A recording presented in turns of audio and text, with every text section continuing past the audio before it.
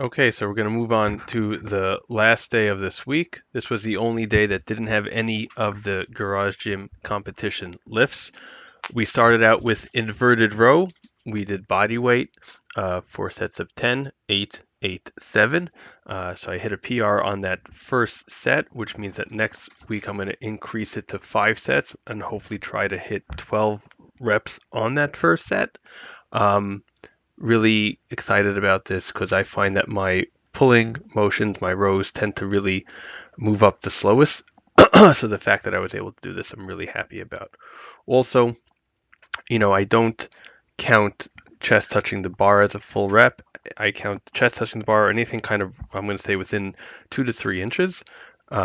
Because as you know, with back pulling movements, the closer you get to your contracted position, the weaker you are. The strength curve is kind of all wacky.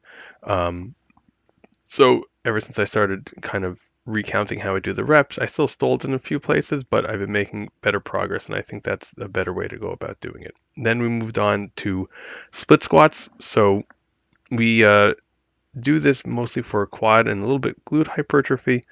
I'm not really doing it for functional or balance reasons. This is why after I got up to about 45 pounds per hand in the dumbbells, I moved on to using the safety squat bar from the Transformer bar from Now Takeover Strength or Kabuki, because I just really wanted it to be stable so I can be pushing all the effort into the muscle, and that's why I'm using the Mutant Metal handles as well. And the other reason why I put on those boxes is to get the increased range of motion to really get that nice knee flexion.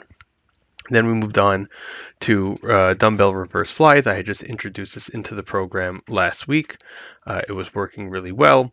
I felt I had gone too light on the first set, so I had upped it to 20 pounds this week, and I was able to do very well.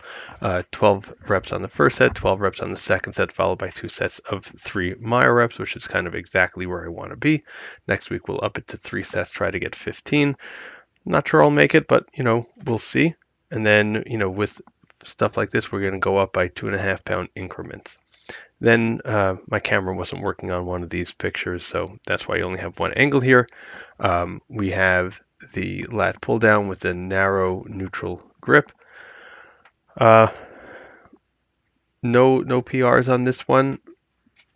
Got 11 reps on the first set. Actually, I got 11 reps on the second set, which, PR'd the second set from the last time, and then 10 reps on the third set. So I did see some progress, not enough to move up in weight, but enough to just see momentum, and that's really good.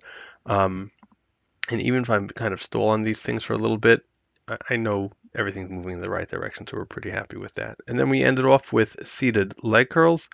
So still playing around with this setup, hooking it up to the areas over there and trying to have as little pieces as possible. It does move a bit. I really don't have it tightened. This is one of the issues with the isolator.